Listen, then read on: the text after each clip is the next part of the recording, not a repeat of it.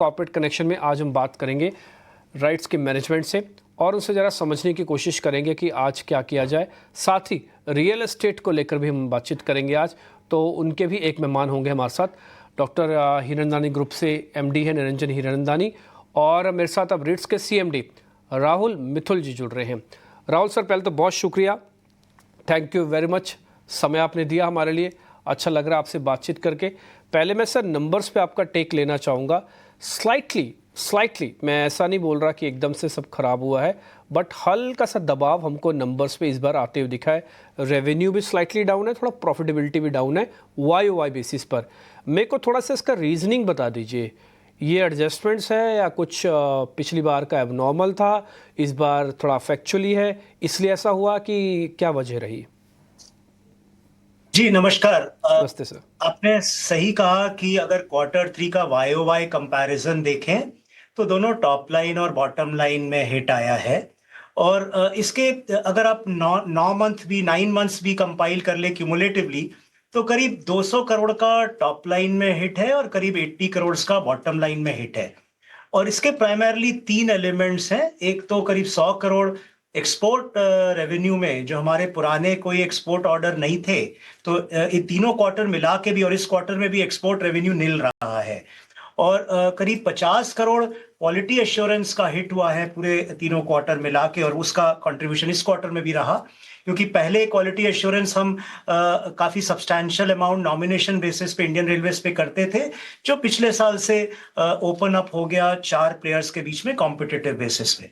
और करीब एक 50 करोड़ हिट हुआ है टर्न की सेगमेंट का, जो कुछ पुराने ऑर्डर्स खत्म हो रहे थे और नए ऑर्डर्स अभी हमारे मिलने शुरू हुए हैं। तो अगर आप YOY देखें Q3 की परफॉर्मेंस डेफिनेटली हिट हुआ है, बट सीक्वेंशियली अगर आप Q2 से Q3 देखें, and this is in line जो हमारी फोकस स्ट्रैटेजी थी इस साल के बिगनिंग से ही, कि हम अपनी पोजीशन को कंसोलिडेट करेंगे और सीक्वेंशियली इंप्रूव करते जाएंगे। Q3 टू Q2 मतलब Q2 से Q3 सभी पैरामीटर्स में सब्सटैंशियल इंप्रूवमेंट हुआ है। टॉप लाइन में इंप्रूवमेंट है, एबिटा में करीब 14% इंप्रूवमेंट है, और मार्जिन में भी करीब 1% का इंप्रूवमेंट है।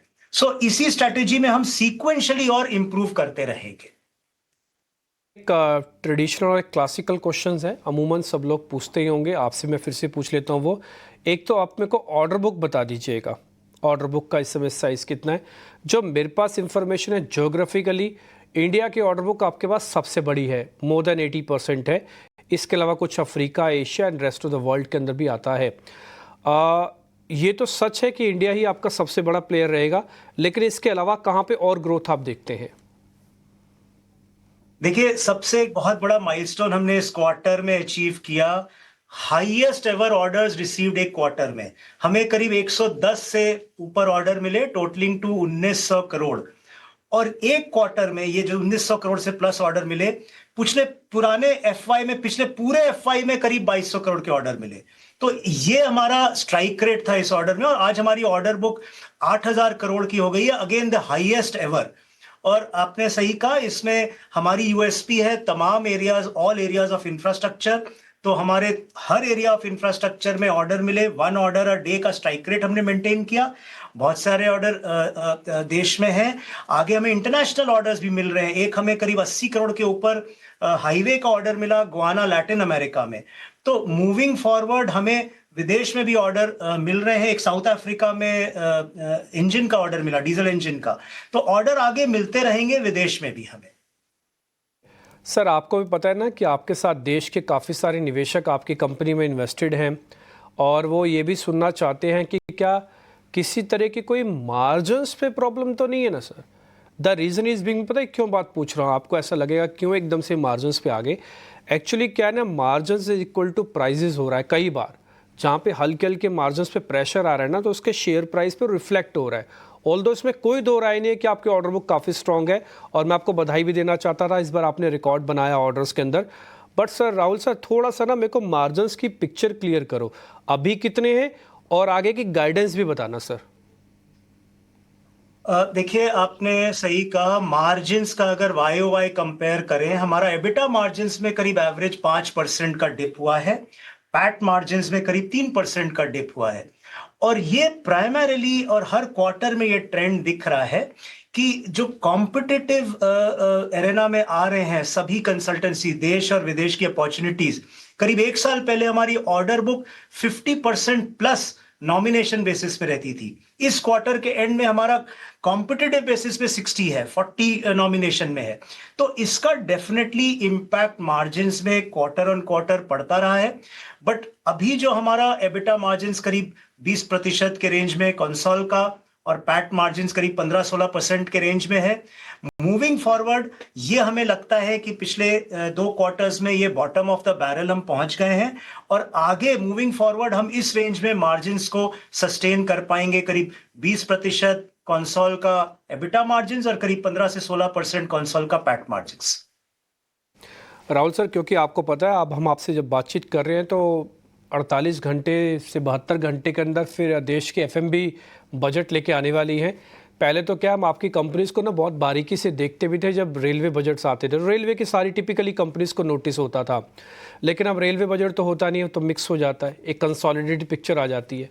लेकिन फिर भी आप हमको थोड़ा बता पाएंगे आप बजट से एक्सपेक्टेशंस क्या रखते हैं? ये बात सच है कि रेलवे अपनी नई तस्वीर पेश कर रहा है, और ये बात सच है कि रेलवे इंडिया के अंदर एक बहुत बड़ा एम्प्लॉयर भी है और बहुत बड़ा कैपेक्स का हिस्सा भी है जो सरकार का जाता है। आप कितने बड़े बेनिफिशियरी हैं और इस बार की बजट की उम्मीद क्या है सर? देखिए, राइट्स एक 50 year old infrastructure consultancy company, और हमारी एक यूनिक पोजीशन है जितनी इंफ्रास्ट्रक्चर कंसल्टेंसी कंपनी इंडिया में है।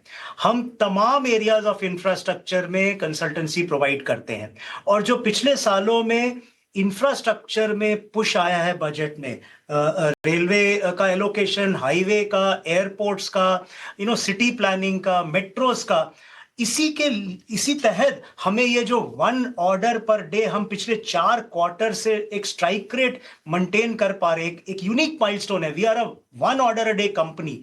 तो मूविंग फॉरवर्ड मुझे लगता है कि इस बजट में भी जो पुश इंफ्रास्ट्रक्चर कैपेक्स और इंफ्रास्ट्रक्चर ऑगमेंटेशन के लिए तमाम सेक्टर्स में रहेगा, उसमें हमें डेफिनेटली फायदा होगा और हम इसको लीवरेज करते रहेंगे। राहुल सर, बहुत बहुत शुक्रिया, थैंक यू वेरी मच। अच्छा लगा आपसे बातचीत करके। अच्छा, जब मैं आपसे बातचीत कर रहा था ना राहुल जी, मैंने ना आपका लिंक्डइन प्रोफाइल खोला। बाय द वे मैं आपको बता दूं, आपने जो फोटो वहाँ पे लगा रखी है ना, कभी भी चेंज मत करना सर, बहुत अच्छी फोटोग्राफ है, बिल्कुल एक हीरो वाली फोटोग्राफ है सर। मैं आपको सच्ची, मैं तो 1 मिनट के लिए पहचान भी नहीं पाया कि आप ही बैठे हैं। वो बहुत ही सुंदर फोटोग्राफ है, बिल्कुल चेंज मत करना सर। और ये लिंक्डइन प्रोफाइल पे मैंने आपकी देखी। एक और चीज़ मेरे को जो लिंक्डइन प्रोफाइल से आपका पता लगा कि ना केवल रिट्स बल्कि आपके पास तो कंटेनर कॉरपोरेशंस का भी बहुत अच्छा एक्सपीरियंस है। तो मैं ये मानता हूँ कि RITES now in the safe hands, क्योंकि रेलवे का एक्सटेंडेड एक्सपीरियंस आपके पास है। और बाय द वे आप काफ़ी ब्यूटीफुल लग रहे हैं फोटोग्राफ में, ऑल्दो आप हैं भी, ऐसे बात नहीं है, बट फोटोग्राफ चेंज मत कीजिएगा। Thank you very much Rahul ji, अच्छा लगा आपसे बातचीत करके। And I hope profit and margins दोनों आगे चल के अच्छे नोट पे आएंगे। आपसे बात करके बहुत अच्छा लगा हमें।